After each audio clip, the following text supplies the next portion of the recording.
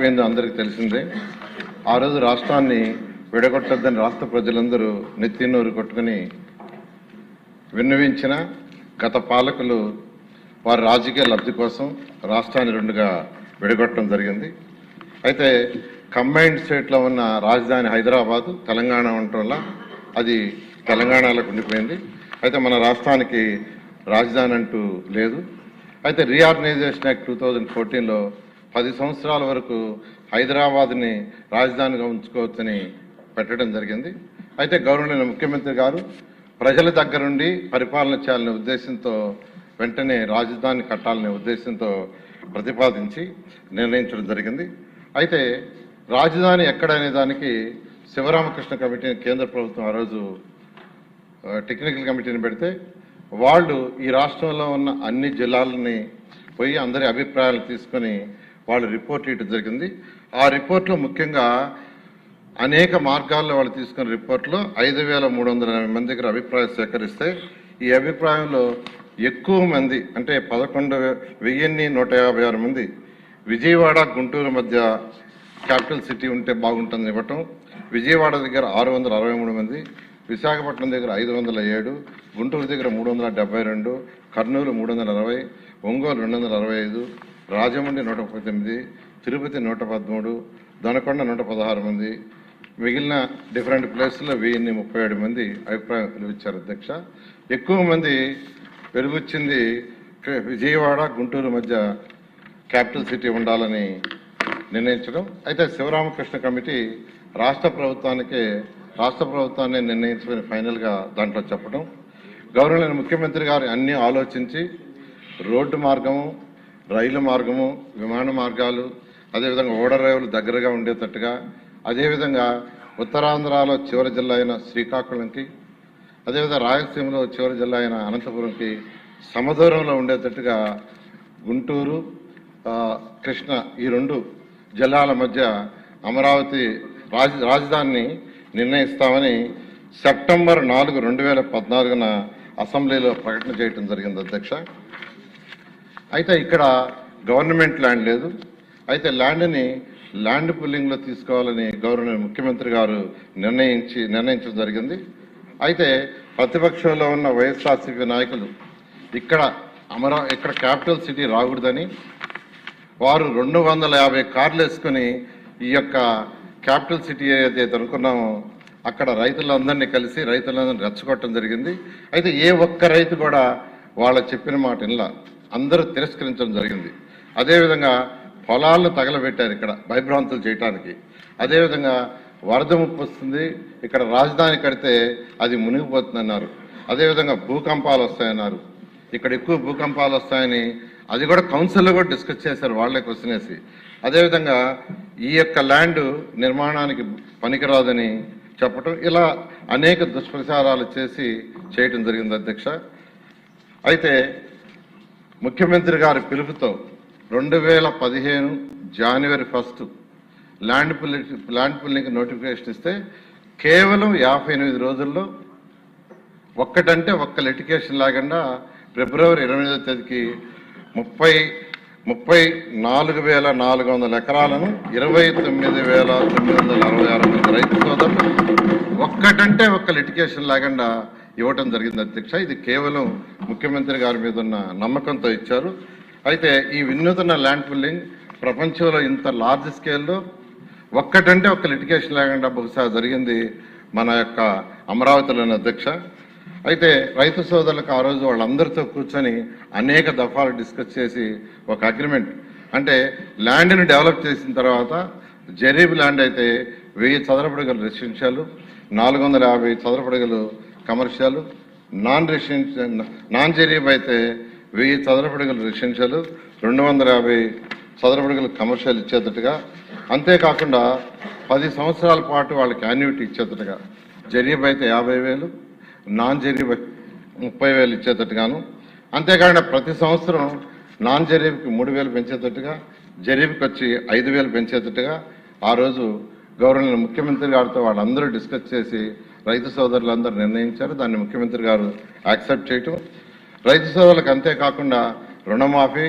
రైతు కూలీలు ఎవరైతే ఉండారో, అంటే ఈ భూములు ల్యాండ్ పూలింగ్ తీసుకోవడం వల్ల రైతు కూలీలకి ఉపాధి పోతుందనే ఉద్దేశంతో రైతు కూలీలకు పెన్షను, అదే కాకుండా స్కిల్ డెవలప్మెంట్ చేసి వాళ్ళకు ఉద్యోగాలు వచ్చే విధంగా చేయటం, ఉచిత విద్య, ఉచిత వైద్యం, అన్నా క్యాంటీన్ వంటి సదుపాయాలు కల్పించడానికి అంగీకరించి అవన్నీ చేయటం జరిగింది అధ్యక్ష. అయితే ల్యాండ్ పూలింగ్ అయిన తర్వాత, అంటే వైసీపీ నాయకులు ఎన్ని ఇబ్బందులు పెట్టినా, ఎన్ని దుష్ప్రచారం చేసినా, ల్యాండ్ చేతికి వచ్చిన తర్వాత ప్రపంచంలో ఉన్న టాప్ 5 సిటీస్లో ఒక సిటీగా అమరావతిని కట్టాలని గౌరవనీయ ముఖ్యమంత్రి గారు సింగపూర్ ప్రభుత్వం ఈ యొక్క లేఅవుట్స్ డిజైన్ చేయడంలో చాలా ఎక్స్పర్ట్స్. వారిని గౌరవనీయ ముఖ్యమంత్రి గారు సంప్రదించడం, వారు వెంటనే ఒక ఎంఓయూ మనతో కుదుర్చుకొని వాళ్ళు ప్లాన్ చేసి ఇవ్వడానికి నిర్ణయించారు. వాళ్ళు 3 రకాల ప్లాన్లు ఇచ్చారు అధ్యక్ష. ఒకటి capital region concept master plan, reason మొత్తానికి కాన్సెప్టు. అదేవిధంగా క్యాపిటల్ సిటీ మాస్టర్ ప్లాన్, సిటీకి 217 చదరపు కిలోమీటర్లకి మాస్టర్ ప్లాను. అదేవిధంగా సీడ్ క్యాపిటల్ మాస్టర్ ప్లాన్, ఈ 3 ప్లాన్లు ఇచ్చారు అధ్యక్ష. ఈ ప్లాన్లలో కూడా గవర్నర్ ముఖ్యమంత్రి గారి యొక్క సలహా మేరకు 9 నగరాలని, ఒకటి government complex, justice city, finance city, knowledge city, electronic city, health city, sports city, అదేవిధంగా మీడియా సిటీ, టూరిజం సిటీని అన్ని 9 నగరాలకు యాక్చువల్గా దాన్ని డిజైన్ చేయడం జరిగింది అధ్యక్ష. అదేవిధంగా 30% ఏరియాని గ్రీన్ అండ్ బ్లూగా, ఈ 217 చదరపు కిలోమీటర్లో 30% ఏరియాని గ్రీన్ అండ్ బ్లూగా పెట్టారు. ఆ విధంగా యాక్చువల్గా ఈ యొక్క ప్లాన్ని వాళ్ళు ఇవ్వటం జరిగింది అధ్యక్ష. అయితే ఇందులో 27 టౌన్షిప్లు కూడా పెట్టారు. ప్రతి టౌన్షిప్కి పార్కులు, స్కూల్స్, హాస్పిటల్స్, కమర్షియల్ కంపెనీ వంటి అనేక సదుపాయాలు యాక్చువల్గా చేయటం జరిగింది అధ్యక్ష. అదేవిధంగా ఐకానిక్ బిల్డింగ్స్ కట్టాలనే ఉద్దేశంతో ప్రపంచంలో టాప్ 10లో ఒకరైన నార్మన్ ఫాస్ట్ అనే ఆర్కిటెక్చర్స్ని యాక్చువల్గా సెలెక్ట్ చేయటం జరిగింది అధ్యక్ష. ఇవన్నీ అయిన తర్వాత అమరావతి నిర్మాణం కోసంగా 41,170 కోట్లతో 2014-19లో టెండర్లు పిలవటం జరిగింది అధ్యక్ష. ఇందులో 350 కిలోమీటర్ల ట్రంక్ రోడ్స్, 1500 కిలోమీటర్ల లేఅవుట్స్ రోడ్స్. అయితే ఈ యొక్క ఏదైతే ఇక్కడ మనం లేఅవుట్స్ రోడ్స్ చేస్తున్నామో అవి ఇంటర్నేషనల్ స్టాండర్డ్లో ఉండాలని గవర్నర్ ముఖ్యమంత్రి గారు చెప్పటం, దాంతో యూజీడీ టోటల్ సిటీకి 217 చదరపు కిలోమీటర్లకి UGD, water lines, electrical ducts, భూమి లోపల ఎలక్ట్రికల్ లైన్స్ ఉండాలి, ఓపెన్గా ఉండకూడదని గవర్నర్ ముఖ్యమంత్రి గారు ఇచ్చిన డైరెక్షన్తో చేయడం జరిగింది అధ్యక్ష. అదేవిధంగా ఐసీటీ లైన్స్ కూడా భూమి లోపల వేయటం జరిగింది. ఫుట్పాత్లు, సైకిల్ పాత్లు, అదేవిధంగా బీఆర్టీఎస్ రోడ్లు, ఇవన్నీ యాక్చువల్గా ఇవన్నీ డిజైన్ చేయడం జరిగింది అధ్యక్ష.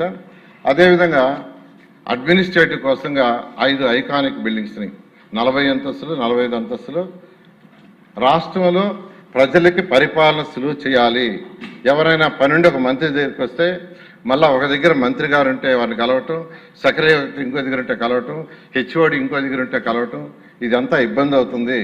అందరూ ఒకే దగ్గర ఉండాలా, ఒకే బిల్డింగ్లో ఉండాలా, ఒకే ప్లేస్లో ఉంటే ఏదైనా పని కోసం వచ్చినప్పుడు వాళ్ళు వెంటనే వాళ్ళని కలిసి పని చేసుకోవటానికి సులువుగా ఉంటుంది, పరిపాలన సులువుగా చేయగలమనే ఉద్దేశంతో ఈ ఐకానిక్ టవర్స్ని యాక్చువల్గా గవర్నర్ ముఖ్యమంత్రి గారు ఆదేశంతో యాక్చువల్గా వాటిని డిజైన్ చేయడం జరిగింది అధ్యక్ష. అదేవిధంగా న్యాయమూర్తులకు, మంత్రులకు, సెక్రటరీలకు, తర్వాత బంగాళాలు, ఆల్ ఇండియా ఆఫీసర్స్, ఎమ్మెల్యేలు, ఎమ్మెల్సీలకు, గెజిటెడ్, నాన్ గెజిటెడ్ ఆఫీసర్లకి అందరికి కూడా అపార్ట్మెంట్లు అన్నీ కలిపి 4026 నివాసాలకు టెండర్లు పిలవటం జరిగింది అధ్యక్ష. వీటన్నిటినీ గౌరవనీయ భారత ప్రధాని గారి యొక్క చేతుల మీద యాక్చువల్గా శంకుస్థాపన చేయటం జరిగింది అధ్యక్ష. అయితే అధ్యక్ష 2019లో ప్రభుత్వం మారిన తర్వాత విజయవాడ, గుంటూరు మధ్య రాజధానికి ఎటువంటి అభ్యంతరం లేదని 2019 ముందు ప్రతిపక్షంలో ఉన్న 2019లో ఉన్న జగన్మోహన్ రెడ్డి గారు అసెంబ్లీ సాక్షిగా అమరావతిని ఇక్కడే ఒప్పుకుంటామని, రాజధాని ఇక్కడే అని 30,000 ఎకరాలు కావాలని చెప్పిన గత ముఖ్యమంత్రి ప్రభుత్వం మారంగానే మాట మార్చేసి బోస్టన్ మరియు జిఎన్ రావు కమిటీలు వేసి రాజధాని విధానాన్ని 3 రాజధాని విధానం